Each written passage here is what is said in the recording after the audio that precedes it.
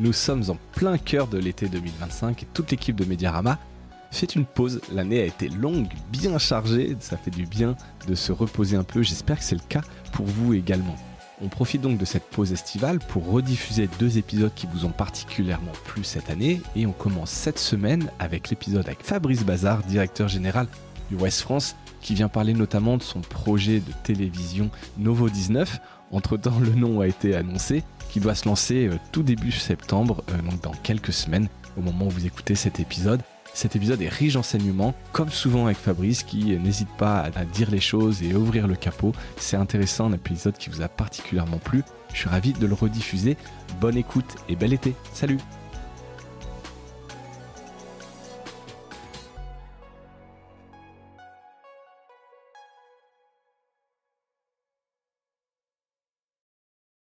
Bonjour à toutes et à tous et bienvenue dans ce nouvel épisode de Mediarama. J'ai le plaisir de recevoir pour la 2e fois Fabrice Bazard, directeur général du groupe Ouest France. Alors on va parler de tout ça, mais je dis 2e fois, on s'est vu, on avait eu la chance de s'entretenir, de discuter ensemble en mai 2022, donc on est quasiment 3 ans après ce premier épisode. Il y a beaucoup de choses qui ont évolué, beaucoup de projets qui sont en train de se lancer et voilà, je trouvais intéressant de te recevoir à nouveau pour faire ce petit update. Donc merci Fabrice. Eh bien merci à toi et bonjour déjà. Bonjour. Et merci beaucoup pour l'invitation. Effectivement, la 2e, et je dis 2e parce que j'espère bien qu'il y aura une 3e. Mais... Et écoute, c'est ma toute dernière question déjà. Si jamais on se reparle dans 3 ans où on en sera, j'espère en tout cas voilà, qu'on aura l'occasion de faire ces petits points. Alors j'ai l'impression avec le nombre de sujets que j'ai préparés qu'on pourrait le faire plus souvent que ça, parce qu'en réalité il y a quand même pas mal de choses qui ont bougé, pas mal de choses qui ont évolué. Déjà, donc quand je t'avais reçu, tu étais directeur des activités numériques à l'époque. Maintenant tu es le directeur général et le président de la régie Aditi. Ça peut paraître anodin, c'est pas rien. Tu peux nous raconter un peu cette transition, ce qui s'est passé un peu dans l'organisation de Ouest France, si pas Ouest France. Assez vite, puis accessoirement, j'aime pas trop parler de moi, donc je vais on faire va ça parler pas mal de Ouest France après, t'inquiète. Donc effectivement, il y a eu un changement dans l'organisation du groupe, puisque auparavant, le dirigeant de Ouest France était aussi le dirigeant du groupe. Ouais. Donc c'était Louis Echelard, bien sûr. Et il y a 1 an et demi, donc cette gouvernance a évolué pour scinder les rôles. Donc a été mis en place chez Ouest France un nouveau directoire avec 4 personnes, dont 3 nouvelles têtes. C'est bien, un vrai renouvellement. Donc un vrai renouvellement. Et Louis était resté jusqu'à il y a quelques temps DG du groupe. Enfin, chez nous, c'est un gérant, mais bon, voilà. Et là, il y a eu une évolution assez récente, puisque lui aussi est désormais, il est encore présent, mais comme conseiller, mais il a été remplacé dans ses fonctions par Fabrice Bacouche, qui nous a rejoint à peu près en octobre, si ma mémoire est bonne. Donc, il y a encore un point commun, il y a 2 Fabrice. Voilà, un deuxième Fabrice. Et donc toi, voilà, tu reprolonges ton aventure un peu sur tous ces projets-là chez Ouest France. Parti pour oui, alors à la fois c'est nouveau parce que les missions sont bien sûr plus larges et puis il y a quand même une continuité puisque le numérique est bien sûr aussi au cœur de nos préoccupations. Mais tout de suite, je tiens quand même à dire que, et là on est peut-être un peu originaux chez Ouest France, c'est qu'on croit au print. On fait souvent les gros yeux quand je dis ça. Et donc, parce que c'est une méthode Coué, tu sais. Pas du tout. Et tu vois, juste un chiffre. En 2024, on a acquis conquis 100 000 abonnements et on a 40 dans le mix, on a 40% de print. Et parmi ces 100 000. Parmi ces 100 000. Alors c'est 92 000 pour être précis. Mais donc on se bat pour le print. Donc votre portefeuille d'abonnés print augmente. Ah non, il est quand même en baisse, mais grâce au numérique, on arrive pour l'instant à stabiliser. Donc depuis septembre, on a un portefeuille print plus numérique qui est stabilisé, donc ça c'est une très bonne nouvelle. Et puis maintenant, on va essayer de le faire progresser. Exactement. Tu peux nous donner quelques chiffres justement? Je crois que vous aviez 240 000 abonnés numériques. Vous êtes 350 000, c'est les chiffres que j'avais. Alors l'objectif 27, c'était lorsqu'on s'était rencontrés, on sortait d'une réflexion classique de plan à moyen terme. Et donc on s'était fixé 350 000 pour 2027. On a fait 2 tiers du chemin, mais il y a encore un tiers. Et effectivement, là, il va falloir innover encore un peu parce que... Alors, l'année 24 était assez particulière parce qu'il y avait une actualité incroyable. C'est incroyable. Ce qui fait on a été porté, clairement. Mais on constate que le rythme d'acquisition du numérique on aimerait que ça aille plus vite. Donc il va falloir des nouvelles idées pour aller chercher ces 350 000 abonnés numériques en 2022. D'ici 2002, il vous reste 2 ans pour le faire. Et rapidement, un petit update sur la pub. Toutes les pages en 2022 ont été monétisées par la publicité, même pour les abonnés. Est-ce que c'est toujours le cas ? Comment votre modèle publicitaire a évolué ? Alors là aussi, peut-être un point particulier, le terme n'est pas très joli, mais la pub n'est pas sale dans notre esprit. La pub est clé dans le modèle économique. Parce que finalement, le succès de Ouest France, ou en tout cas sa résilience, notamment sur le print, on le doit à l'accessibilité. Et l'accessibilité, notamment, c'est quoi ? C'est le prix. Oui. Et donc c'est toujours une souffrance quand on doit augmenter le prix d'un tarif. On en avait parlé. Hélas, on l'a augmenté en janvier, mais que de 5 centimes. Donc ça, on essaye de maîtriser ça. Et pour maîtriser ça, évidemment, la pub est essentielle. Dans le prix du journal, la publicité, c'est de l'ordre de 30 centimes.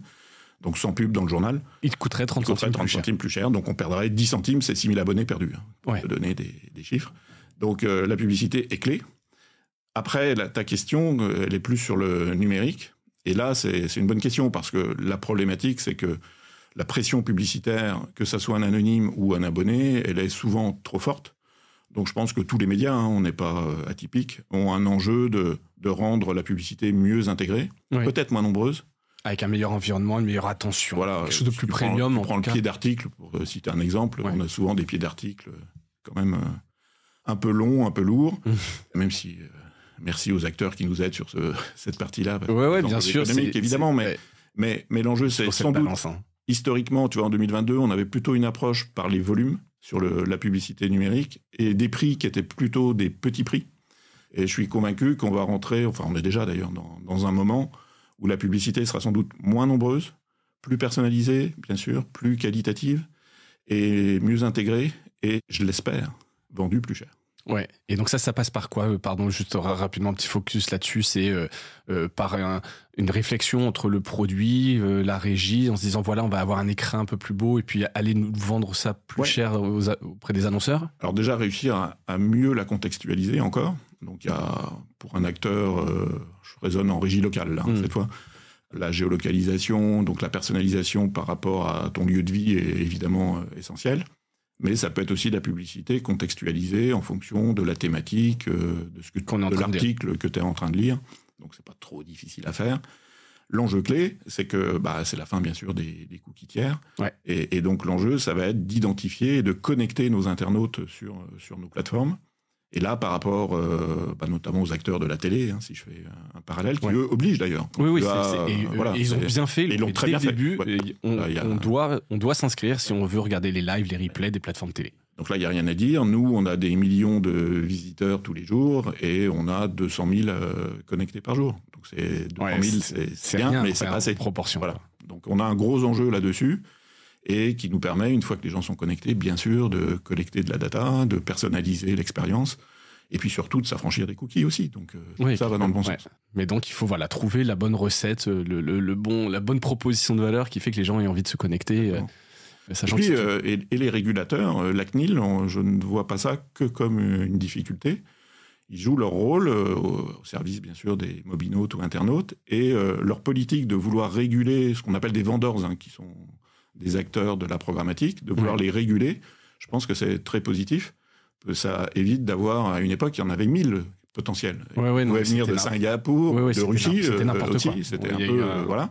Donc ça, c'est en train de se réguler, c'est aussi une bonne nouvelle. Donc le régulateur joue son rôle et de façon intéressante. Ouais, donc c'est la période de transition qui est un peu compliquée, mais on va quand même vers du bon, du plus premium et des choses un peu plus qualitatives. Merci pour ce petit update. Un des gros sujets que je voulais évoquer avec toi, que j'aurais pu rappeler en introduction, mais ce sera probablement dans les notes et voire dans le titre de l'épisode, c'est le lancement dans la télévision de Ouest France, quoi. Donc le gros projet dont on a parlé, annoncé l'année dernière, OFTV.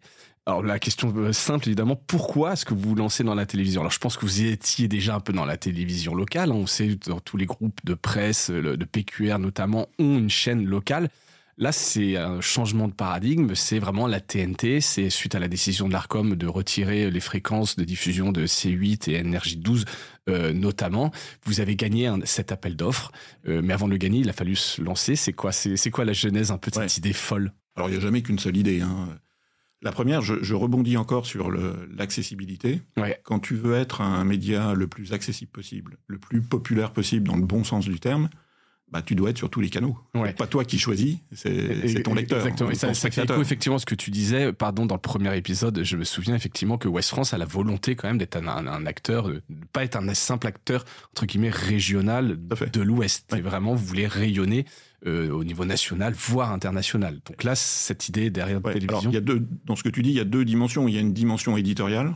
Donc effectivement, notamment la presse parisienne avait le réflexe de nous classer en régional. Ouais. Ça nous énervait un peu. Et donc, il y avait une dimension depuis 10 ans, et même plus d'ailleurs, où on a vraiment travaillé à la fois l'info générale, à la fois l'info locale, en se disant, en étant fort, le plus fort possible sur les deux, on réussira à toucher un maximum de lecteurs. Donc ça, c'était l'axe éditorial. Et maintenant, l'autre axe, c'est l'axe des formats ou des canaux. Et là aussi, il faut être présent partout. Enfin, on était sur le print, évidemment, on était sur le numérique. On pourra aller plus loin, quelques expériences, quelques avancées dans l'audio. Donc l'image, je dis pas la TNT, je dis l'image.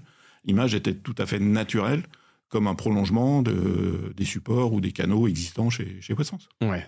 Donc une fois que tu as ça en c'est tête, le premier élément. Ouais, Et le deuxième élément très fort, c'est un constat, c'est qu'on a réussi à finalement sortir de nos territoires historiques grâce au numérique, ça c'est évident, mais on l'a fait beaucoup grâce à Google, qui nous apporte à peu près 60% de nos audiences.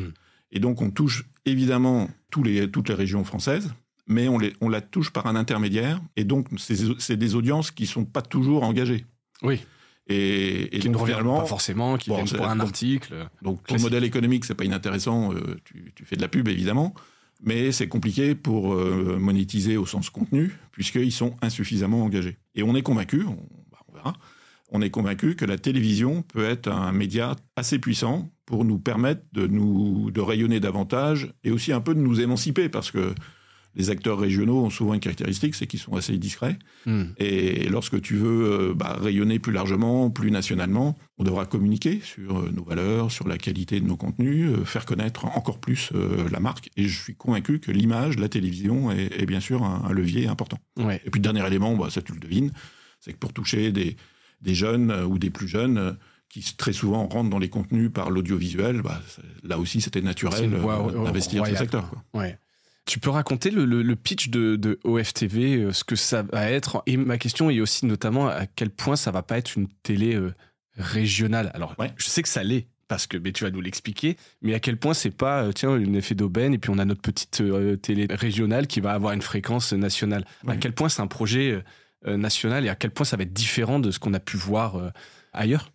Souvent, ces derniers mois, on a été caricaturés par des acteurs de talk connus, notamment, qui ont essayé de présenter le projet d'Ouest France comme un projet de la ruralité. Déjà, chez nous, c'est pas un gros mot, c'est bien de le dire. Et on peut le rappeler. Et d'autre part, le projet, ce n'est pas que ça. Le projet, c'est bien un projet qui doit toucher tous les Français. Donc, c'est une chaîne généraliste, à portée nationale, mais je vais faire un parallèle avec ce qu'on connaît de mieux, qui est le rédactionnel. C'est un peu ce qu'a fait Actu dans le rédactionnel, avec Actu.fr.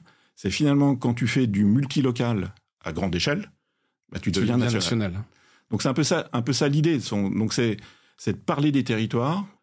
On a été motivé, alors j'ai plus les dates précises, mais début 2024, il y a eu une enquête assez approfondie de l'Ipsos sur le ressenti des spectateurs par rapport aux chaînes existantes. Alors, tu m'excuseras à 2-3% près, mais en gros, 85% des interviewés, qui sont bien les spectateurs, qui sont bien dans la cible des 25-49, disaient, on se sent pas nos préoccupations dans les chaînes nationales, on n'a pas le sentiment qu'elles sont bien prises en compte. Là encore, et je caricature un peu, c'est souvent Paris et Paris Intramuros qui est représenté.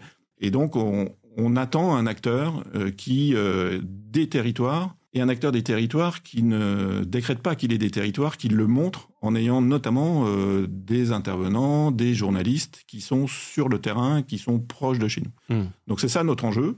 Et cet enjeu-là, on va pas le relever tout seul. Aujourd'hui, effectivement, on est fort sur 3 régions, mais pas sur toutes les régions Et puis on peut parler de l'outre-mer aussi, bien sûr.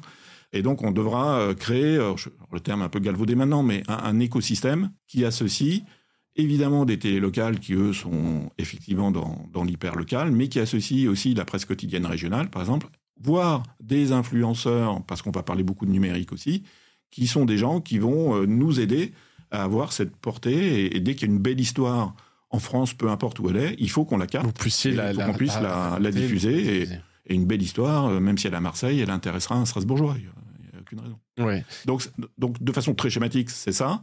On veut y associer quelques marqueurs forts. Donc, il y en a 2 sur lesquels on a déjà, bien sûr, communiqué.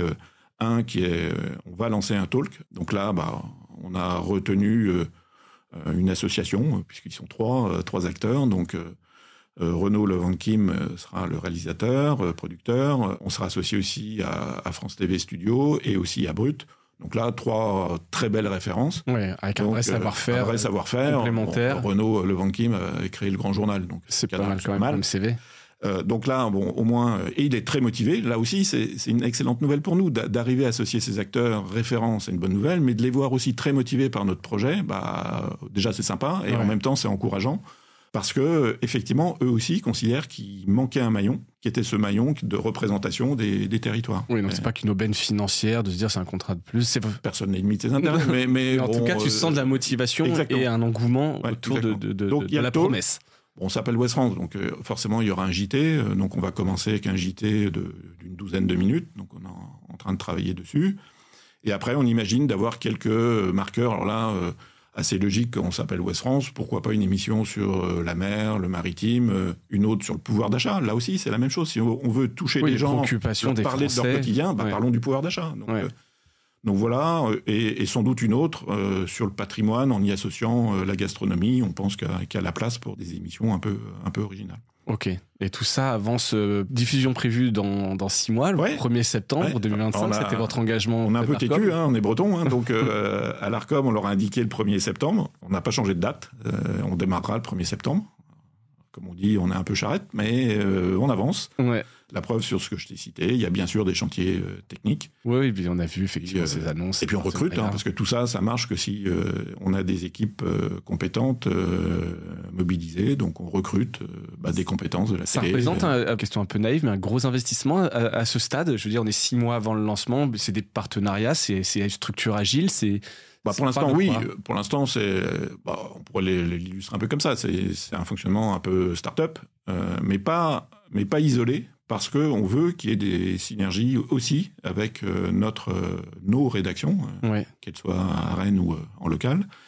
Mais ça viendra peut-être dans un second temps et progressivement. Là, il faut déjà qu'on tienne ce 1er septembre. Ouais. Donc, on est assez focus, comme disent les start-upers. Ouais. Et vous avez, alors évidemment, la pression, mais est-ce qu'on peut se dire, voilà, c'est la TNT. Beaucoup de ces chaînes qui existaient se sont lancées avec des bouts de ficelle. On a l'impression que c'est pas très grave. Non, vous mettez une espèce de pression sur la qualité des lancements en se disant, allez, on lance et on verra, et puis on améliorera au fur et à mesure. Alors c'est là où ça se distingue peut-être des startups, puisque les startups, on parle souvent de MVP, on itère, on est agile et on améliore.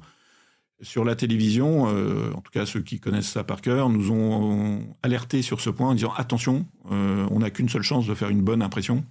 Donc il faut qu'au 1er septembre, votre chaîne, elle soit évidemment une vraie chaîne et avec des contenus de qualité. C'est pas une chaîne YouTube que vous lancez, donc, juste pour donner un ordre de grandeur, un élément. Donc sur l'acquisition de contenu, qui est évidemment une enveloppe significative financièrement, on est quasiment en régime de croisière dès le 1er septembre 2025. Okay. Parce qu'on veut faire effectivement la meilleure impression, avoir la meilleure qualité. Et puis par rapport à ta question, on ne le fait pas de façon isolée par rapport à ce qu'est Ouest France. Donc le directeur de la publication sera le même. Donc c'est François-Xavier Lefranc qui assure la continuité du print en passant par le numérique, en allant jusqu'à la TNT. Ok. Et c'est quoi le modèle économique d'OFTV ?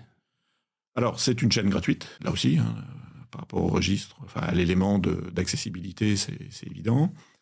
Et donc, c'est un modèle publicitaire. Et donc, la clé, il n'y en a qu'une. S'il y a une métrique à retenir, il faut tenir nos enjeux d'audience. Oui, que tu auras en amont annoncé aux annonceurs, justement. Voilà, donc, peut-être à 5% près, L'idée, c'est ce qu'il faut retenir, c'est qu'il faut qu'on touche 2% de part d'audience sur cible pour être au break. Ouais. Et donc, on a l'ambition de faire ça en 3 ans, donc en 2028. C'est hyper ambitieux d'être rentable d'ici 2028. Ouais, alors, quand tu pars de zéro avec une marque qui n'existe pas encore. Ouais. Alors, tu as raison. Là aussi, peut-être 2 éléments. Le premier, c'est RMC Découverte l'a fait de mémoire en 4 ans. Et ils sont arrivés à 2,5, 2,8 sur cible. Donc, faisable. Ouais. Donc, il y a des précédents, ils ont bien bossé, mais donc, nous, on verra. Et il y a un élément, tu disais, on part de zéro. Pas mal de gens nous disent, vous êtes un nouvel entrant, ça va être compliqué. Je ne considère pas qu'on est un nouvel entrant. Parce que le projet est d'abord un projet numérique. Oui, donc si tu racoles... j'ai la prétention de penser que le numérique, on le connaît un peu. Vous en avez fait un peu. Et l'enjeu, alors celui-là, là aussi, c'est peut-être ambitieux, mais il faut qu'on réussisse à coupler ce qu'on appelle un SMAD, donc la plateforme de replay, de la coupler avec Westfrance.fr. Ouais. Donc ça, c'est pas trop dur, mais après, il faut réussir à faire des passerelles entre les deux. Si on réussit ça, ce qui n'est pas simple, hein, on n'a pas beaucoup de références, on n'a pas trouvé de références flagrantes là-dessus.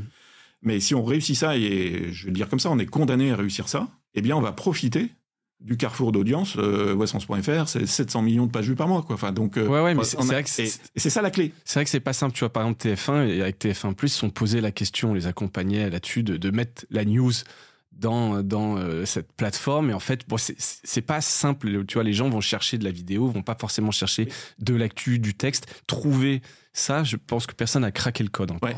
Donc ça, tu as raison. Souvent, les acteurs des télés parlent de plateformes de destination avec des formats longs. C'est ça qui fait la clé du succès des chaînes historiques, notamment. On n'est pas une chaîne historique. Encore une fois, on l'appréhende par le numérique. Il faut qu'on trouve une voie qui est celle-là. C'est ça la clé. Et sans doute pas dès le 1er septembre 2025, mais il faut qu'en 2026-27, on ait craqué ce sujet. Ce pont entre Westfrance et ce maillage, ce binomage entre ces deux univers, finalement. C'est ça l'enjeu très important. Ouais. Donc, on est lancé quelque part. Et la TNT, parce que la question complémentaire, pourquoi la TNT si votre projet... tu aurais très bien pu faire une plateforme à la demande, ce qui est plutôt la logique aujourd'hui. Prends le Figaro, je crois que tu as interviewé Marc Feuillet, eux sont sur la Fast, ils sont... Sur le local, sur le digital, c'est un chemin et je le comprends très bien. Nous, on est convaincus que la TNT, pour nous, est indispensable. Parce que, encore une fois, pour rayonner nationalement, ça va être important d'avoir ce support aussi historique. Puis je vais faire un parallèle assez facile, on a réussi dans le numérique, et j'espère qu'on va continuer à grandir, mais on a réussi dans le numérique parce qu'on avait un print puissant. Donc on est convaincu qu'encore aujourd'hui, eh bien, pour réussir, il faut ce couplage. Et si je fais le parallèle avec l'image, pour réussir dans le numérique, digital, vidéo, il faut ce couplage avec le canal historique ou le support historique et la TNT. C'est notre conviction, voilà, premier élément. Et deuxième élément, on a estimé que c'était important d'avoir un numéro, évidemment, le plus petit possible. Et si on n'avait pas eu cette approche par la TNT, on ne serait pas 19, mais on serait sans doute 200 ou 300. Et on sait donc très loin, très loin dans... Voilà. Donc, c'est ces deux raisons-là. Et puis surtout, on veut exclure personne. Et il y a encore... Tu vois, ce qu'on appelle la durée d'écoute individuelle. Aujourd'hui, c'est encore, je crois, 4h21 par jour, et quasiment la moitié est faite en TNT. Donc la TNT est en décroissance, oui, au-delà de 10%, oui, mais n'excluons pas, et c'est encore la moitié des durées d'écoute. Ouais. Donc, et les gens encore dans 5 ans, oui, tu verras. Ça sera une autre histoire. Mais après, si tout se passe bien, vous serez lancé, vous aurez une marque, il y aura d'autres plateformes, probablement d'autres produits à venir, etc. Mais l'important, c'est de le lancer, quoi. J'étais sur le modèle économique, la rentabilité. Donc la commercialisation de cette publicité a été confiée à TF1 Pub, j'ai vu aussi. Pourquoi ce choix ? Est-ce que manque de savoir-faire chez vous, c'est pour gagner du temps ? Alors clairement, en fait, dans le monde de la presse régionale, il y a deux régies. Tu as toujours ta régie locale. Westfrance a sa propre régie, donc chez nous elle s'appelle Aditi. Et tu as une régie nationale. Lorsque, je sais pas, Renault veut faire une campagne dans tous les médias de presse régionale, il passe par 366. Ces deux régies ont bien en tête qu'elles doivent avancer évidemment sur la vidéo et sur la télé, sur l'image. À date, c'est encore un peu prématuré.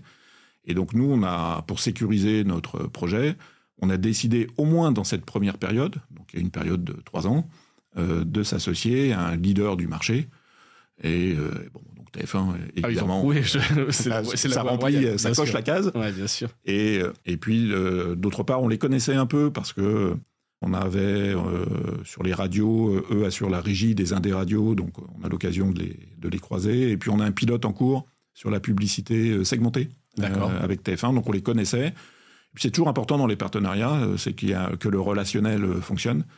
Et entre TF1 et Ouest France, ça fonctionne parfaitement. Donc tout collait. Et puis accessoirement, mais c'est pas le plus important, ils nous ont fait une proposition financière qui était correcte, qui était intéressante. Voilà. Tout était coché. Mais bon, ça pourrait changer dans l'avenir, ces 3 ans, vous allez voir un peu comment tout ça va évoluer. Oui, la question de fond, alors, c'est jamais inutile de faire de temps en temps des appels d'offres, mais au-delà de ça, c'est pas ça la question majeure que l'on se pose. La question majeure, c'est à 3 ans, une fois qu'on aura grandi, une fois qu'on aura atteint nos niveaux d'audience, probablement qu'il faudra qu'on internalise la régie pour maximiser la création de valeur, il y en a partout. Et les synergies. Produits. Mais la question, c'est peut-être pas seule. Mais en tout cas, on ne la sous-traitera pas sans doute à 100%. Mais c'est prématuré d'aborder ça. Oui, c'est plus là des réflexions que tu as, de se dire comment on peut faire demain. On en reparlera au prochain épisode qu'on fera ensemble. T'en as parlé un peu de cette plateforme de destination sur le numérique, ce modèle hybride. Ce sera lancé au 1er septembre également. C'est-à-dire qu'il y aura un produit numérique, une plateforme OFTV. Oui.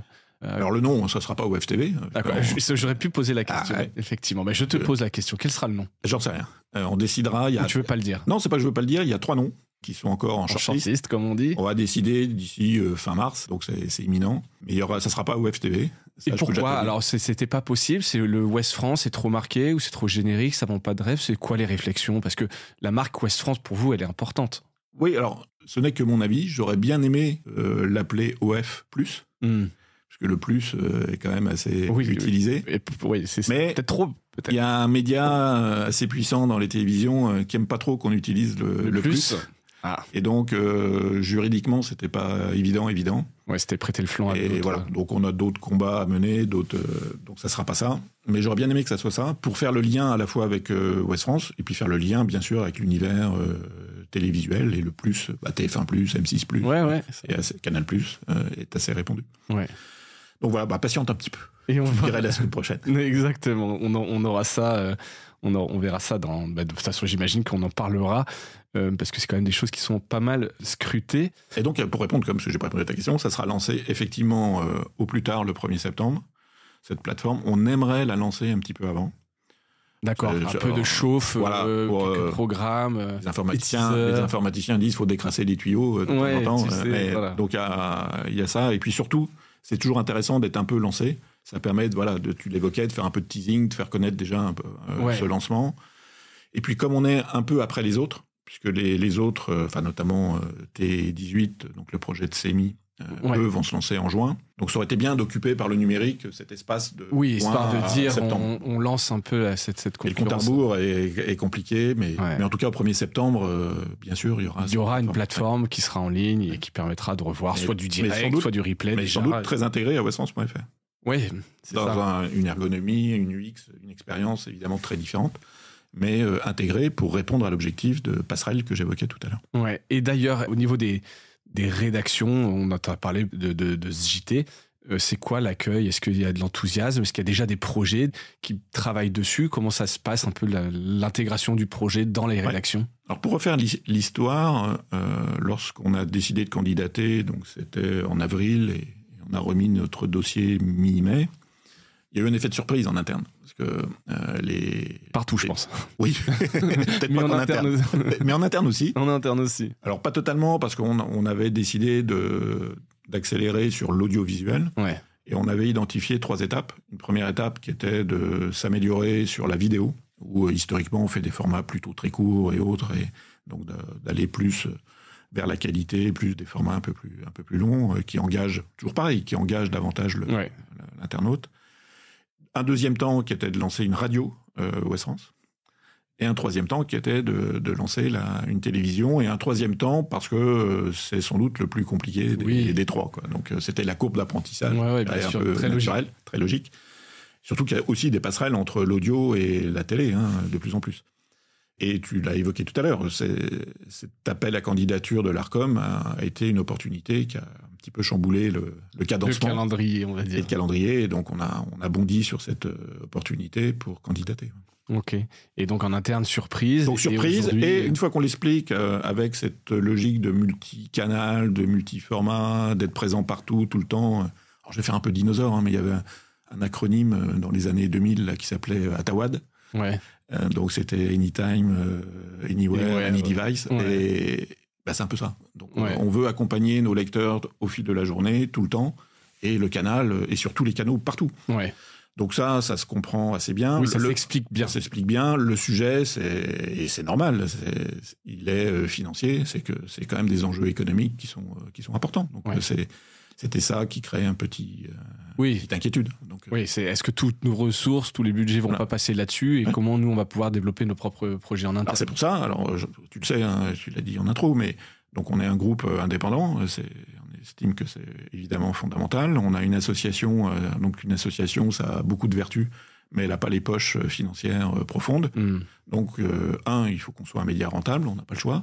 Et deux, nos investissements, il faut évidemment bien les choisir. Et donc c'est pour ça, on l'a dit dès le départ, au moment de la soutenance à l'ARCOM, qu'on a souhaité ouvrir ce projet à d'autres investisseurs que nous. On reste majoritaire. Et donc on a lancé aussi, depuis là 6 semaines, la recherche d'investisseurs qui accompagneraient avec nous ce projet. Financièrement, le projet. On peut le porter tout seul. Donc on le fera tout seul quoi qu'il arrive. Donc voilà. Donc ça, on peut le porter tout seul, mais évidemment, on aimerait s'associer, pourquoi pas d'ailleurs, à des gens qui connaissent le métier. C'est une façon, on peut avoir des actionnaires industriels. Des Media One, Oui, ça peut être des producteurs de contenu, des gros studios. Voilà, donc ça, c'est un axe. Ça peut être aussi des entrepreneurs du territoire qui s'associent finalement à l'enjeu, à la promesse de ce projet. Donc voilà, donc on cherche. On a quelques marques d'intérêt très affirmées déjà, donc c'est encourageant. Ouais. Entre la marque d'intérêt et l'argent sur son compte, il peut se passer des choses. On l'a trop vécu, mais c'est toujours intéressant et positif de voir qu'il y a des marques d'intérêt. Ouais, donc voilà, donc on cherche à l'ouvrir, et justement pour pouvoir aussi prendre d'autres initiatives. On ne veut pas être dans une situation où on met tout dans ce projet, qui va être très exigeant quoi qu'il en soit, hein, mais on veut aussi avoir la capacité d'investir dans d'autres choses. On a investi dans l'audio il n'y a pas très longtemps. On veut pouvoir continuer de façon très ciblée, très, très intéressante pour enrichir nos savoir-faire, continuer cette politique d'investissement. Là, ce que tu dis, effectivement, c'est que vous n'avez pas mis tous vos œufs dans le même panier, et vous continuez d'investir sur Ouest France, sur les produits, sur de la diversification par ailleurs. Donc ça a dû rassurer quand même un peu en interne. Et maintenant, sur le côté, les rédactions qui veulent travailler sur le projet, est-ce que c'est isolé? Est-ce qu'il y a déjà des comités de pilotage? Je sais pas. Alors il y a un comité éditorial, parce que effectivement, il faut que cette chaîne soit en cohérence, on l'a dit tout à l'heure, avec ce que l'on pratique. Donc il y a un rédacteur en chef, et François-Xavier Lefranc, que j'évoquais tout à l'heure, qui participe bien sûr à ce comité éditorial avec Guénaëlle Trolli, donc qui est la patronne de OFTV. Donc ça, c'est pour assurer la cohérence. Et là, notamment autour du JT, où il y a une synergie naturelle, il y aura un binôme, un rédacteur en chef et un adjoint. Il y aura un profil que l'on va recruter, et un qui viendra de l'interne, pour justement avoir cette combinaison et cette capacité à développer rapidement certaines synergies. Ouais. Et encore une fois, le calendrier est très exigeant. On reste, il y a certains sujets jusqu'à septembre. On va être très voilà. Donc les synergies sur le JT, c'est sûr qu'il y en aura, et il y en aura d'autres après. On a cité le maritime, on a cité d'autres sujets, mais ça sera progressif, parce que encore une fois, tu sors pas une télé en 9 mois en étant parfait, cool. En faisant copie parfaite, etc., en ayant pensé toutes les synergies. Non, j'imagine bien. En tout cas, on peut imaginer plein de chantiers, plein de synergies. Ça doit être plutôt aussi chouette à imaginer. Donc là, c'était en interne. Les lecteurs abonnés d'Ouest France, est-ce que vous avez eu des retours de réactions? Est-ce qu'ils étaient contents? Je ne sais pas, est-ce que vous êtes... En fait, j'ai plaisanté un peu, on a été assez étonnés. En fait, tout le monde parle de la télé. Ça a un côté magique. Et c'est ce que tu disais, c'est quand même le truc le plus populaire dans le sens du terme aussi. Que ça soit nos lecteurs. J'étais à Paris cet été, évidemment, parce qu'il y avait les Jeux Olympiques, et les gens que je croisais on avait lancé un supplément à Paris sur les Jeux Olympiques en papier, en coopération avec 20 minutes. Personne m'en parlait, alors que évidemment il était très bien, et tout le monde me parlait de la télé, quoi. Donc il y a ce côté effectivement très populaire, très très magique encore autour un peu cours des grands. Alors c'est peut-être pas le bon terme, parce que c'est tout le travail qu'il y a derrière, mais il y a ce côté effectivement un peu c'est le truc le plus gros, quoi, la télévision. Oui, et Ouest France doit s'émanciper. Donc, et la télé est là aussi je me répète un peu, mais un levier assez extraordinaire. Ouais. Et la réaction des autres acteurs du paysage médiatique français. Alors je pense notamment, parce qu'il y a eu ce reportage sur France 2 sur les corsaires, un compte Twitter qui serait piloté par une agence proche de Bolloré, donc une concurrence quelque part avec C8 qui a perdu qui cherche à vous savonner un peu la planche. C'est avéré, vous réagissez, c'est... Alors, avant de répondre à ça, qui est le sujet peut-être le plus sensible. Donc, on a eu aussi un effet de surprise et une cote de sympathie par pas mal d'acteurs, notamment dans la PQR, qui nous ont trouvé courageux, parce que le projet, encore une fois, c'est audacieux, complexe et audacieux. Mais je dis, oui, et on compte vous aider. Et notamment, on n'a pas de télé, on a éventuellement une télé locale, on peut faire des choses. Et puis, on a éventuellement des filiales, je pense par exemple à Sud-Ouest, qui a une filiale qui s'appelle Écran du Monde. qu'ils ont racheté, effectivement. Donc, voilà, avec des synergies possibles. Donc ça, c'est très positif. On a la preuve TF1 que je citais tout à l'heure, des grandes chaînes qui ont eu aussi ce retour étonné et positif. Et puis, il y a quelques acteurs où là, c'était plus compliqué. Et effectivement, le reportage de France 2 qui évoquait RSF d'ailleurs, avant de parler de Ouest France. Oui, l'enquête de Reporters sans frontières qui a montré en fait, la proximité entre son compte anonyme, les corsaires, et une agence de com qui serait... Et effectivement, on peut pas... France 2 fait un travail de reportage de qualité. Donc ce qui a été diffusé est la réalité. Donc ça, il faut pas le nier. Et donc nous, on avait deux approches possibles. C'était soit on réagissait, soit on l'ignorait. Et on a décidé de l'ignorer. Parce que il n'y a pas grand-chose à dire de positif là-dessus. Et deux, on a autre chose à faire. Et trois, on bosse. Et donc on avance sur notre projet. Donc je préfère pas faire de commentaires que faire des commentaires fleuris. Ouais, qui ne feraient pas forcément avancer le projet en tant que tel. En tout cas, forcément, quand on perd une fréquence, c'est quand même aussi un gros truc. Donc, mais si tu veux, alors on nous avait c'est pas de votre faute. On nous avait prévenu, lorsqu'on s'est lancé, des acteurs de ce marché proche de nous, nous ont dit attention, la télé, c'est rude, ça va être un combat, vous allez prendre des coups. Et deux, attention, ça peut rendre fou. Alors rendre fou, j'espère que ça sera pas le cas, mais sur le premier point, ils avaient raison. Et on était, faut le reconnaître, on n'était pas parfaitement préparé à ça, parce qu'on n'était pas habitué à ça dans le milieu de la presse écrite. Faut s'endurcir. Et donc faut s'endurcir. Donc notre carapace s'étoffe un peu. Pour la boutade, on a déjà dépensé pas mal d'argent en contentieux, alors qu'on n'a pas encore lancé notre chaîne. Donc c'est vraiment un monde à part, où tous les coups sont permis. Bon, voilà, il y a des pseudo-journalistes qui se sont permis de dire des choses complètement erronées. C'est des pseudo-journalistes. Et ça passe, et en attendant, le projet reste là. 1er septembre, le lancement. Ça va être marrant d'ailleurs, le lancement d'une chaîne. On fera un événement. Je sais pas quelle tête il aura, mais c'est pas tous les jours. On fera un événement à Rennes. Donc tu seras invité. J'espère bien. C'est des choses qui marquent un peu l'histoire. En tout cas, bravo pour ce projet. Donc, nom de code au FTV. On attend de voir le vrai nom et on suivra évidemment ça de près. Et bravo, parce que on l'a dit, c'est audacieux. C'est un gros projet. Quelques autres sujets que je voulais aborder avec toi. Alors évidemment, grand sujet du moment, l'IA. Alors peut-être, avant d'aborder l'IA, tu as parlé de l'audio. Vous avez investi. Alors je l'ai appris ce matin, avant l'enregistrement. J'étais passé à côté, que vous aviez racheté AudioMints. On n'a pas vu trop de communication là-dessus. AudioMints, donc c'est une plateforme d'hébergement de podcasts. Que tu connais bien, je crois. Tous nos podcasts chez Orso, effectivement, chez Orso Média, sont hébergés là-bas. On adore cette solution. Je t'avoue que j'étais passé un peu à côté parce que je suis pas tout le temps dans la production. Voilà, c'est toujours dans votre stratégie de diversification, d'aller vers de nouveaux territoires. Alors, on est un investisseur industriel, donc on va pas investir pour faire du capital risque. C'est important de le rappeler. Ça fait toujours qu'il y ait un sens bien sûr. Dans ce que... Donc c'est forcément très en adhérence avec nos métiers d'aujourd'hui ou de demain. Et sur ces investissements très ciblés, ce que l'on cherche à faire, c'est compléter nos savoir-faire. Et donc, évidemment, encore une fois, je me répète, mais on estime que l'audio, l'image sont évidemment des enjeux très importants pour nous. Donc, acheter ces structures, c'est de la diversification. Elles ont une rentabilité, tant mieux. Mais surtout, c'est aussi des talents qui s'associent à nous. Et c'était le cas chez Saouti, qu'on a racheté un peu plus tôt. C'est le cas chez AudioMints. Et chez AudioMints, là, il y a notamment deux fondateurs qui sont assez extraordinaires. Qui sont Olivier Ramdan et Michael Camus.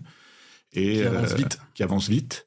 Et à tel point, alors on a fait quelque chose d'assez, je sais pas si c'est original, mais donc on a racheté leur société, ils sont toujours là, ils continuent, ils avancent, et on a en même temps créé une structure à côté avec eux, co-actionnaires. Donc c'est important aussi de partager les projets avec ces de talents. Ouais, c'est pas juste c'est des entrepreneurs et donc vous lancez dans l'entrepreneuriat. On s'associe et il se trouve qu'ils avaient aussi un passé dans la vidéo. Et tu parlais d'IA, c'est pour ça que j'y pensais aussi. Donc, on a décidé de lancer, alors pour l'instant, un MVP. J'espère évidemment qu'on va passer au côté industriel sous peu. L'idée étant, avec de l'IA, d'arriver assez facilement à faire des vidéos pour des annonceurs locaux. À partir d'éléments qui peuvent venir de leur site internet, qui peuvent venir des réseaux sociaux, bien sûr d'un brief qui est fait pour la campagne concernée. Et là, d'arriver à des prix très raisonnables, puisqu'on est en local, à des prix très raisonnables, à faire des vidéos de qualité. Ça, ce serait pas mal. Hein. Et je ne veux pas dire que c'est la martingale, mais table est en bois, elle est en bois, tu peux toucher. Et je suis très confiant. Je suis très confiant parce que ce MVP est extrêmement prometteur. Ouais. Ok. Voilà. Pareil, à suivre, exactement. Mais effectivement, c'est chouette de se dire, voilà, c'est pas juste vous les avez pris, ils restent sur AudioMins, etc. Vous avez des projets dans lesquels ils ont aussi une partie du capital. Vous êtes associés. De toute façon, je vais faire une réponse un peu générique. Lorsqu'on achète des sociétés comme AudioMins ou Saouti avec ces talents que j'ai évoqués, si tu les cantonnes dans une routine, ça va, on le sait, ça va faire que baisser ils vont partir. Ce sont des entrepreneurs. Il faut des synergies, évidemment, avec nous, mais il faut surtout être en capacité de les alimenter, de faire des nouveaux projets, d'avoir des envies de développement très soutenues. Et c'est ce qu'on fait avec AudioMins et Westcast. Ouais, ça c'est pas mal. On revient donc, je l'ai dit, l'IA. Alors, il y a plein de choses à dire sur l'IA, évidemment. Est-ce que tu peux me faire un petit update sur l'utilisation ? Alors, c'est vrai, quand on s'est vu en 2022, c'était l'ère d'avant, c'était je crois qu'on parlait de droits voisins, mais on parlait pas encore voilà, tu vois, on parlait des GAFAM. C'est la préhistoire un peu, c'était avant ChatGPT, etc. Ah oui, ça, on l'avait pas totalement vu venir. Ouais. Non, c'est sûr. Comme beaucoup de gens, en l'occurrence. Vous en êtes tous, sans rentrer trop dans le détail, mais par rapport à votre utilisation de l'IA dans les rédactions, votre relation avec ces nouvelles boîtes qu'on met dans l'étiquette GAFAM un peu large, mais... Alors, l'IA, on a vu ça comme une opportunité. Donc on a décidé très vite d'expérimenter. Oui. Je reviendrai sur la méthode peut-être après. Mais on a eu tout de suite deux prudences. La première, c'est attention, on va manipuler des contenus, éventuellement d'ailleurs des données personnelles de nos salariés ou autres. Et donc, il faut une protection des données. On est très attaché à ça. Ça nous paraît évident, mais il faut le rappeler.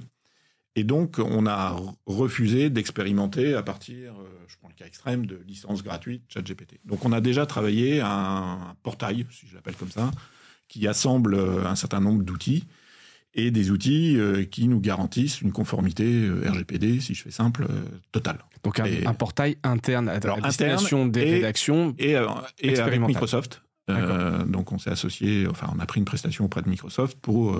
nous garantir cette sécurité, notamment au niveau des données. Donc, s'il y a des données, elles ne vont pas aux États-Unis, pour prendre un exemple évident. Donc, on a commencé avec cette prudence-là, cette sécurité-là. Et la deuxième, évidemment, c'est un sujet qui inquiète les salariés, parce que souvent, il y a amalgame entre IA et perte d'emploi. Et donc, on ne voulait pas aller trop vite. Et donc, on est passé aussi par une phase très lourde, mais nécessaire, de sensibilisation. Tous les salariés, donc le process est encore en cours, évidemment, et une phase on appelle ça des POC, donc des Proof of Concept, pour tester. Donc on en a fait au moins une quarantaine, et si on raisonne groupe, même encore plus, donc quarantaine au niveau de West France. Et donc ça, c'était jusqu'à fin 24. Et là, on rentre dans une phase, avant de parler du contexte de l'IA avec ces acteurs qui posent un problème de valeur économique, mais je vais y revenir après, on rentre dans une phase où on déploie déjà des premières concrétisations. Alors, il y en a deux qui sont très faciles et qui sont déployées. Une, c'est autour des tags. Comment je peux taguer mon contenu. Comment je tague au mieux mon contenu. Donc ça marche très bien. Mais c'est pas automatique. C'est le journaliste, bien sûr. Qui doit valider derrière. Qui valide et qui confirme. Un deuxième qui est en production aussi chez 20 minutes et chez nous autour des résumés. Donc là, on utilise Mistral pour faire des résumés d'articles. Et donc, c'est les bullet points que tu vois au début d'articles. Voilà. Et pareil, relu. Encore une fois, c'est un assistant. Ça ne remplace pas le journaliste. Et puis encore bien sûr quelques imperfections, donc c'est indispensable. Alors un peu plus original, alors pas encore en production, mais en MVP, là, si je reprends le même terme. Côté régie, une expérimentation qui est de simuler un rendez-vous client. D'accord. Donc vraiment un outil pro pour les commerciaux. Un entretien demain, je sais pas, avec Orange, voilà. Eh bien, on va pouvoir le simuler en fonction de ce qu'on sait déjà, bien sûr, du client, en fonction de sa demande, en fonction, voilà. Donc on essaye d'entraîner nos commerciaux avec des outils à base d'IA. C'est un peu plus un peu moins sur le contenu, mais qui vous sert. Et puis après, on regarde pas mal ce qui touche à la modération, ce qui est effectivement coûteux, des contenus, des commentaires ou autres. Donc ça, beaucoup d'acteurs de la presse regardent ça, bien sûr. Et on regarde de près aussi ce qu'a fait Ebra, pour citer un confrère, qui est de faire relire les articles qui sont fournis par les correspondants locaux pour des choses un peu basiques, vérifier l'orthographe, vérifier la grammaire, enfin bref. Donc là, pareil, première passe automatique. Et qui aide beaucoup. Et c'est cette pédagogie-là qu'il faut faire. C'est un assistant. C'est les tâches à faible valeur ajoutée, on les décharge des journalistes ou d'autres acteurs. Donc voilà, donc il y a moyen de faire adhérer avant de se faire peur avec de la génération de contenu qui, de toute façon, à date, tu vas pas générer du contenu sur de l'actualité comme ça à partir d'IA. Non, c'est compliqué, à part reformuler du bâtonnage de dépêches, etc. Donc voilà, on en est là. Alors après, on est fiers parce que WANIFRA, qui est l'organisme mondial là, qui coordonne un peu, qui fait des groupes de travail. On fait partie d'un groupe de travail sur l'IA, justement, donc avec des acteurs comme le Süddeutsche Zeitung, comme USA Today, enfin voilà. Donc, sympa. C'est pour le fun. Mais c'est intéressant de voir ce qui se fait. De voir qu'on est reconnu, c'est toujours sympa. Et puis là, par contre, de façon opérationnelle, on s'est aussi associé avec des labos. Coup de chance, à Rennes, il y avait des labos très pointus autour de l'IA. Synapse. Voilà, exactement. Et donc là, c'est des projets plus de longue haleine. Collaboration entre l'Université de Rennes, le CNRS et nous. Et donc là, alors ce qui est déjà intéressant, c'est qu'eux ont une vision aussi un peu de moyen terme. Alors, moyen terme, c'est pas 10 ans, mais sur ces sujets-là. Donc c'est intéressant pour nous d'avoir cette tour d'observation un peu large. Oui, un peu de prospective, en tout cas, de recherche. Et puis, ils sont très bons, donc on travaille notamment avec eux, autour de la photo. Oui, c'est ça. Alors, j'ai plus le chiffre exact, je ne veux pas dire de bêtises, mais je me demande si vous savez pas 30 millions de photos dans votre fond photographique. C'était assez fou. Alors, photos, j'ai pas, mais sur la partie éditoriale, on est à 100 millions. Parce que pour la petite histoire, on a tout numérique. 48 millions d'articles. 38 millions de photos, 17 millions de pages et 120 000 vidéos. Ah oui, alors t'es pas très loin de mes 100 millions. Si tu additionnes tout ça en termes de contenu. Donc ça, on a. Donc c'est une richesse incroyable. C'est fou. C'est un trésor. On essaye de l'enrichir un peu. En fait, ce qui est très important, c'est bien d'avoir ces données, mais il faut ce qu'on appelle des métadonnées. Il faut les catégoriser si on veut les exploiter. Et c'est ce qu'on fait notamment avec l'IA et qui va être clé, j'espère. Alors c'est un exemple qui montre pas forcément il y a de la valeur, mais se dire, voilà, en croisant tout ça, comment on est capable d'identifier une fontaine quelque part et voir tous les moments où on a parlé de cette fontaine. Et je dis, c'est pas trivial comme exemple, parce que dans la mise en valeur du patrimoine, vous avez, sur 100 millions de contenus, il y a forcément des choses intéressantes à faire de manière presque automatique. Bien sûr. Et j'interroge et je pourrais être capable de voir l'évolution de cette fontaine dans le temps. Enfin, il y a des choses assez dingues à faire. Et dans 100 millions, effectivement, on sait bien que ça peut pas être l'humain qui peut aller chercher cette information-là. Là, pour le coup, il n'y a pas de... Donc ça, on a. Il n'y a pas de sujet. Donc ça, maintenant, il faut que la créativité fonctionne. Exactement. Ce qu'on va en faire. Exactement. Et je profite juste de cet instant pour... Et sur l'IA, peut-être un mot, parce que pour moi, il est fondamental, sur la relation avec ces acteurs de l'IA, qui s'appellent OpenAI, qui s'appellent Mistral. Grok ou Mistral. Là aussi, je ne suis pas le premier à te le dire, mais qui est un sujet central. Ce qu'on a vécu avec les GAFA sur les droits voisins. D'avoir la position de Ouest France. Ce qu'on a vécu sur les droits voisins, on le revit là de façon complexe aussi avec ces acteurs-là, d'autant plus, si je prends OpenAI, qu'ils ont une démarche assez tactique et dans leur manière voilà, donc par pays, ils choisissent un acteur. En France, c'est Le Monde, Axel Springer en Allemagne, et ils considèrent qu'ils ont fait le boulot. Et donc les autres, tant pis pour eux, quelque part. Donc ça, c'est bizarre, c'est pas acceptable. Non, c'est pas acceptable. Et donc, on a ce sujet-là, qui est d'avoir une juste, on ne demande pas tout, on demande un juste partage de la valeur, évidemment, ils exploitent nos contenus. Alors nous, on se protège comme on peut dans la période actuelle. Oui, sachant que vous ne savez pas tout ce qui est fait avant. Voilà. Sachant que la vision, c'est évidemment, on travaillera avec ces gens-là, mais il y a besoin d'avoir ce qui s'appelle une négociation. Quoi. Et là, en l'occurrence, vous, Ouest France, vous leur parlez ou non, pas du tout, il n'y a aucun fil de discussion en direct? Alors nous, on a toujours un regret. Comme tu l'as cité, tu vas voir qui je vise, mais c'est pas grave. C'est par rapport à ces acteurs qui sont quand même des colosses, que ça soit même OpenAI. Donc, quand il y a des négociations individuelles, même si elles aboutissent, c'est dommage pour le collectif. Ouais.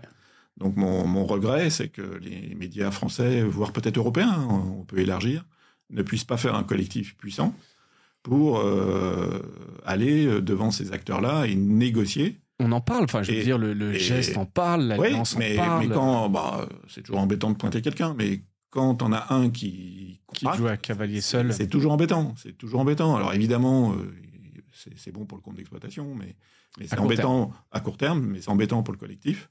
Donc ça, c'est dommage. Donc nous, on peut discuter, tu vois, on discute. Alors ils ont signé avec l'AFP, Mistral, mais je pense qu'avec Mistral, on pourra discuter assez facilement, d'autant plus qu'ils sont français, puis je pense qu'ils ont envie d'avancer avec des gens comme nous. Ils ont quand même beaucoup d'investisseurs américains. Même si on fait des discussions bilatérales, Ouest France le fera pour emmener la collectivité. Donc notre objectif, c'est pas de disperser le collectif, c'est de travailler pour le collectif. À la place du Monde, ils seraient venus vous voir en disant on veut signer qu'avec Ouest France, vous l'auriez pas fait? Non.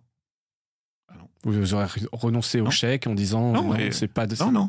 Et sur les droits voisins, certains ont tenté ça, de diviser. Oui, bien sûr. Voilà. On l'a pas fait. C'est bien de pouvoir se le permettre aussi. Alors oui, il faut pouvoir raisonner un peu à moyen terme. Ouais. Donc ça, c'est peut-être un luxe qu'on a que d'autres ont moins. Ça, je reconnais. Mais moi, je trouve ce que font les Anglais, là, qui se sont associés justement. Ils ont fait une tribune là, récemment ensemble autour de l'IA.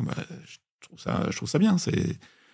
Nous, en France, on a un marché des médias qui est morcelé. Il y a un très gros groupe qui est évidemment Vivendi, mais sinon c'est morcelé.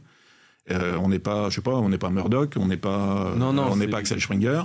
Il y a la concentration, mais il y a quand même Ouest France ou même, le Figaro que je citais tout à l'heure, on peut faire des choses, mais on n'a pas l'équilibre nécessaire. Il y a que le collectif qui peut permettre ça. Et vous leur parlez justement aux autres médias? Oui. Tous? Tous, non. Pas oui, après, il y a des affinités. Mais il y a l'Alliance, et l'Alliance, ces sujets-là sont des sujets clés au sein de l'Alliance. Donc, évidemment, tous les médias en parlent. Pas tous ceux qui viennent à l'Alliance. Effectivement. Donc, toi, tu vois pas. Et après, pour faire le parallèle avec autre chose qui est la publicité, si, effectivement, les négociations sont compliquées, il y a le droit qui peut s'appliquer. Et donc, sur l'exemple de la publicité, où Google a été condamné par l'autorité, là, il y a quelques temps, eh bien, on va chercher aussi, nous, avec quelques autres acteurs, des dommagements. Oui, bien sûr. Parce que c'est normal, en plus, ils ont reconnu. Oui, bien sûr. Donc, il n'y a pas de sujet. Exactement. Et Google, Facebook, donc ils ont réduit leur soutien financier aux médias depuis 2022. En 2022, je pense qu'il y avait encore peut-être même encore du DNI, je ne sais plus exactement, mais ça a un impact pour vous?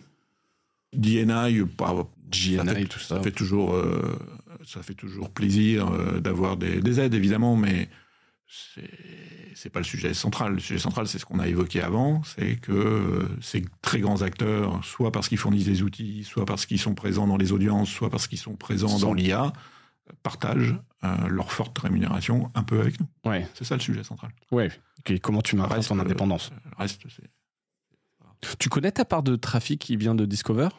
Alors là, de mémoire, donc on fait 60% à peu près avec Google. Et tu dois être à 60% aussi Discover et 40% SEO. Ouais. Comme ça. Vous dépendez quand même encore pas mal. Ah oui, c'est pas significatif. Ça reste significatif, quoi. Faire le SEO à Discover, parce que le SEO, ça se travaille. Ouais. C'est pas une science exacte, mais il y a quand même des techniques et Google dit des choses. Oui, c'est un peu plus structuré, on va dire. Oui, exactement. Discover, ça donne un peu le sentiment, tu lances une pièce et ça marche ou pas, quoi. J'espère qu'elle tombe sur pile ou face à un moment donné, quoi. Écoute, très clair. Je sais pas si sur les GAFAM, on parle pas trop de TikTok. Est-ce que vous êtes, c'est un sujet chez vous de TikTok, la noto, aller chercher des jeunes? Ouais, on a fait un peu, mais là, c'est aujourd'hui, encore une fois, on peut pas être sur toutes les balles, quoi. Donc, on priorise un petit peu nos projets ou nos actions. On a lancé une initiative sur les jeunes parce qu'on ne les oublie pas, mais qui est une expérience qui s'appelle Colloque. Ouais. Donc là, on essaie de faire des formats, notamment vidéo, qui soient plus dans les attentes en termes de format. C'est pas mal le colloque que j'avais vu. Donc c'est un labo, là aussi, je reprends le même terme que tout à l'heure. Voilà, donc, et ça c'est indispensable. On voit ça plus comme un investissement, j'en attends pas un retour sur investissement. Après c'est de la notoriété. On apprend, et on apprend. Ouais. On apprend ce qui marche pas, et c'est indispensable. On a fait le tour des sujets. Alors, j'avais regardé un truc sur l'avenir de la presse régionale. Mais bon, on a un peu évoqué tout ça, la manière dont Ouest France transforme un peu en groupe multimédia global et comment la presse régionale... Vous êtes gros, vous avez cette capacité, tous les groupes de presse régionale n'auront pas la capacité de faire ce move. Alors souvent, je fais le parallèle parce que, tu le sais, hein, j'ai eu une carrière dans la banque assez longue avant, équivalente à la presse maintenant presque. Et dans la banque, je trouve que la banque a quelques années d'avance par rapport à ce que vit la presse. En structuration.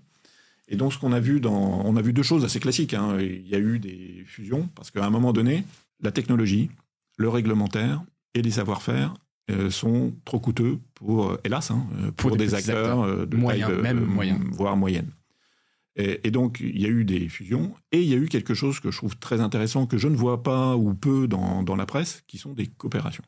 À un moment donné, notamment sur la tech, certains acteurs bancaires, et je ne vois pas pourquoi ça n'existerait pas de façon assez lourde dans la presse, se disent, je ne sais pas quel exemple je vais prendre, on développe tous des plateformes numériques. La différence, elle se fait sur le contenu, et heureusement, c'est la bonne nouvelle. Est-ce qu'on fait la différence par la technique de plateforme ? Oui, parce qu'il faut répondre aux exigences de Google, de vélocité, les fameux Core Vitals. Mais dans les faits, ça ne me choquerait pas de mettre à disposition la plateforme Essence pour d'autres. Ouais. Et accessoirement, pour des acteurs comme nous, qui ont aussi besoin d'avoir des comptes d'exploitation plus robustes, faire de la prestation de service peut être un axe intéressant de développement. Et à l'inverse, pour ceux qui seraient partenaires ou clients, eh bien, ça leur permet de baisser leurs coûts, parce que moi, je mutualise. Déjà été fait. Et ça, je trouve ça curieux, que dans la presse, ça existe. Alors, il y avait eu une expérience sur la pub entre le Figaro et Le Monde, là, il y a quelques années. Mais je ne le vois pas trop sur la tech, et c'est dommage. Je cherchais le nom, je ne l'ai plus. Mais Gravity ? Non, j'ai Skyline, mais je dois me tromper. Enfin bref, peu importe. Et ça me paraît une voie indispensable, parce que sinon, à un moment donné, il y en a qui vont quand même tirer la longue. Oui, ça se réduit. Et ça permet de garder ton indépendance. Tu gardes t'avances sur ton titre, t'avances sur tes contenus, t'as ton positionnement éditorial et tu mutualises le moteur. Ouais. Peut-être au niveau de l'impression, il y a encore la mutualisation. Et alors l'impression, oui, sans doute. Et l'impression, c'est plus complexe parce que t'es quand même très lié au format. Oui. Donc nous, on regarde parce que évidemment, on a 2 grosses imprimeries. On regarde là aussi pour voir pour qui on pourrait travailler. On peut le faire, on édite le programme du Vendée Globe pour te prendre un exemple, voilà, très bien, mais pour le faire pour d'autres journaux, tu as tout de suite le format qui pose problème. Mais oui. Dans l'idée, en tout cas, on n'a pas parlé du portage, qui a été un très très gros sujet de ces derniers mois, dernières années, parce qu'avant de parler de projet, si tu fais pas tes prestations essentielles, de base, t'as quand même un problème. C'est vrai qu'on en a pas. Et on a été un peu chahuté sur le portage, et on est revenu à la normale, et merci aux équipes, parce que c'était un gros boulot. Pareil, le portage, on pourrait le mutualiser, et on le fait un peu d'ailleurs avec le Telegram. D'accord. Donc voilà. C'est bien avec le Telegram. Et le Telegram, c'est intéressant, parce que c'est un concurrent, évidemment. Et pour autant, là, on a réussi à partager des coûts. Eux nous distribuent dans le Finistère et nous un peu ailleurs. Donc, c'est bien, c'est chouette. C'est bien. Ouais. Voilà. Donc il faut qu'on soit plus à l'aise avec ça. Oui. En fait, il faut changer un peu de perspective. Il faut regarder un peu, pas son nombril, mais regarder un peu ce qui se passe ailleurs. On parlait des GAFAM, etc. Et en fait, si tu réalises ces échelles-là, tu dis, en fait, j'ai peut-être tout intérêt à travailler. Tu t'occupes de la carrosserie et de la peinture, et ton client, tu t'occupes pas du moteur. Enfin, le moteur, ça se mutualise et c'est coûteux. Donc je pense qu'on va rentrer je l'espère d'ailleurs, dans une ère un peu comme ça, où il y aura davantage de coopération. Tous vos investissements, vos développements technologiques, il y a des choses que vous faites justement, que vous vendez ou commercialisez par ailleurs ? Ouais. Alors il y a des audiomins évidemment maintenant, mais sinon dans des devs que vous avez on a créé une petite équipe, on a fait un développement autour des associations, de la capture des événements, des associations, un outil qui s'appelle Infolocal chez nous. Donc là on regarde si d'autres acteurs... Alors, surtout de la PQR, puisque là où c'est logique, il y a une similarité. D'autres acteurs peuvent être intéressés, et déjà en interne groupe, Actu désormais l'utilise. D'accord. Donc voilà un exemple. On a développé un outil qui est un un identifiant, un connecteur un peu au-dessus de toute notre plateforme qui s'appelle InfoConnect. Voilà, c'est un peu le projet qu'il y avait au Geste à une époque. Mass Media. Exactement. Et là, on l'a développé en interne et on l'a développé dans une logique d'ouverture à d'autres, déjà pour avoir une masse critique supérieure, voire à le vendre en prestation. D'accord. Donc voilà, on teste avec des composants comme ça. C'est jamais évident parce que c'est un autre métier, il faut recruter des équipes ad hoc qui sont aussi... Faut pas sous-estimer ça. Non, faut pas sous-estimer. C'est pas parce que ça marche bien chez nous que les gens vont claquer des doigts, vouloir l'utiliser. Travailler pour un collègue et travailler pour un client, ça n'a rien à voir. Non. Donc, c'est pas les mêmes process, c'est pas les mêmes organisations. Exactement. Si on se reparle dans 3 ans, tu penses que vous en serez où, Ouest France ? 3 ans, ça sera déjà le grand rendez-vous pour la télé, dont on a largement parlé. Donc, ce sera un premier vrai bilan. Donc là, on va constater qu'on aura réussi, après avoir fait 3-4 virages, évidemment, parce qu'on n'aura pas raison du premier coup. Donc ça, oui, il faut qu'on réussisse. Et on n'en a pas parlé, mais la télé, quand tu la fais bien, il n'y a pas de raison qu'on la fasse mal, c'est aussi un relais de croissance économique. C'est-à-dire que dans nos métiers de la presse écrite, on est habitué... Je te donne un ratio, avoir un EBE qui est autour des 5-6% du chiffre d'affaires. Quand tu travailles bien une télé, tu peux monter entre 10 et 15. Ouais, c'est autre chose. Donc c'est autre chose. Ouais. Alors à l'inverse, il y a des télés, quand tu fais que de l'info, c'est très compliqué. T'en as qui perdent de l'argent, évidemment. T'as tous les cas de figure. Mais il y a plein d'exemples. Il y a des exemples dans l'industrie. Et dans ce niveau-là. Donc la télé, au-delà de tout ce qu'on a dit, je suis convaincu qu'à horizon, alors 2030, là, il faut être un peu plus loin, ça peut être évidemment un relais de croissance. Donc ça, c'est fondamental dans notre dispositif. Et deux, il faut un troisième type de ressources. Parce que finalement, par rapport à notre première rencontre, en 2022, même si on parlait déjà un peu des droits voisins, on était encore convaincu que print plus numérique serait suffisant pour avoir un avenir, on va dire, serein, parce qu'il y aurait une forte accélération du numérique. À la fois en abonnement, on l'a eu évidemment, pas qu'un peu d'ailleurs, on a une belle accélération, et la pub aussi. Mais le constat qu'on fait aujourd'hui, et là aussi on n'est pas les seuls, c'est que c'est pas suffisant. Non. Et donc, ça plafonne, ou en tout cas... en tout cas, plein de raisons. Inflation, plein de raisons, la pub, les GAFA, les abonnements, à un moment donné...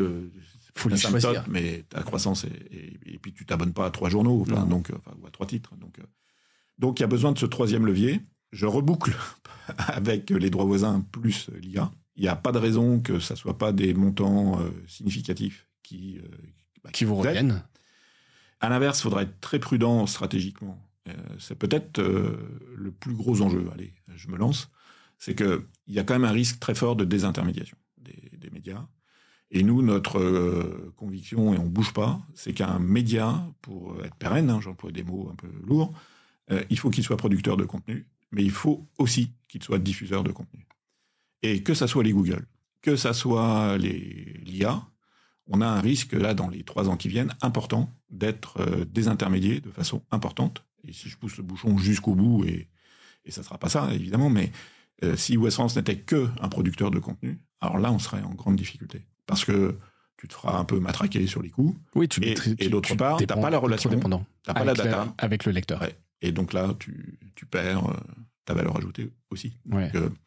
Donc ça, c'est un enjeu très important sur lequel on va se battre, évidemment, dans les 3 ans et peut-être encore après. Mais il est important que les médias, c'est pas que Ouest France, en tout cas c'est notre conviction, restent des producteurs et des diffuseurs. Et c'est peut-être l'enjeu majeur à venir des 3-5 ans qui viennent. Donc encore... Parce qu'entre un Google qui pourrait donner qu'une seule réponse et l'IA qui fait déjà des choses, il suffit de regarder Perplexity, il fait des choses assez extraordinaires en agrégation, en restitution d'infos. Oui, donc un vrai moteur de recherche. Là, tu poses ta question et tu as un résultat. Voilà. Donc tu vois plus ton lecteur dans ces moments-là. Donc ça, c'est peut-être le plus grand combat. Et pour nous, il est extrêmement stratégique. Oui. Ça va être intéressant de suivre, en tout cas. Et puis après, il faut grossir peut-être encore. Le dernier élément, mais donc c'est se diversifier. Et là aussi, ce qui s'est passé récemment m'interpelle, c'est on se diversifie pas mal d'acteurs sur ce qui s'appelle les codes promo.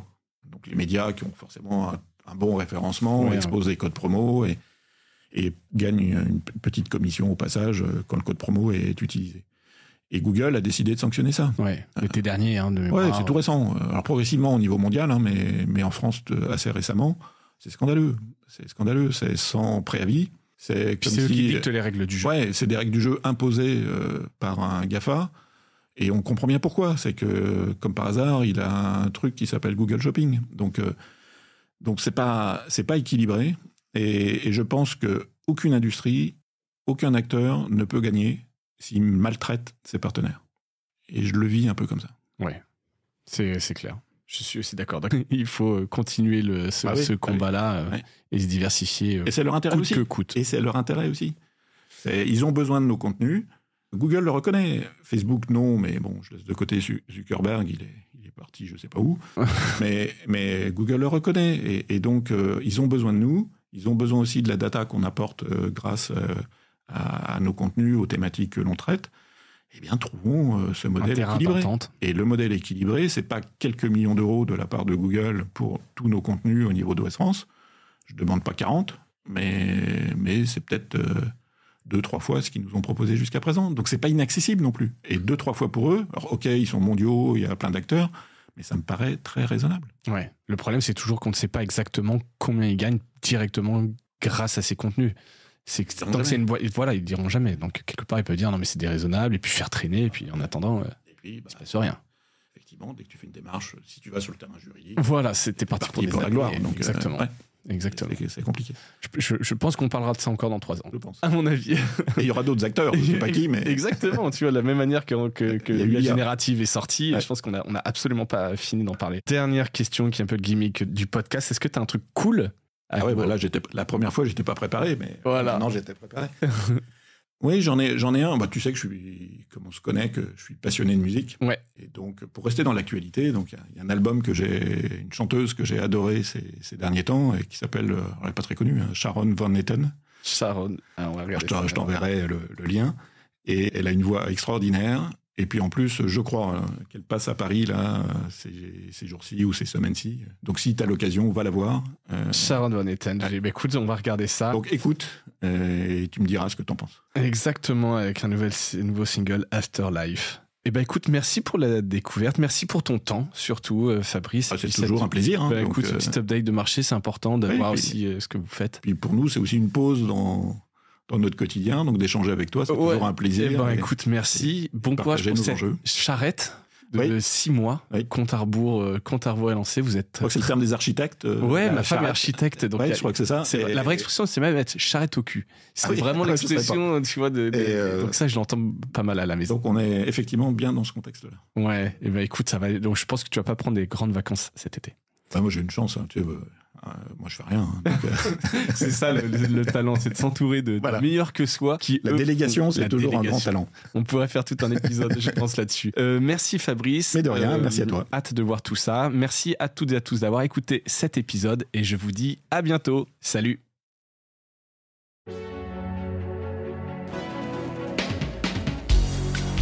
Voilà, Mediarama s'achève. Si cet épisode vous a plu, n'hésitez pas à le liker et le partager. Et puis, si vous souhaitez être accompagné par notre agence Cosa Vostra, contactez-moi par mail mediarama@cosavostra.com. Portez-vous bien.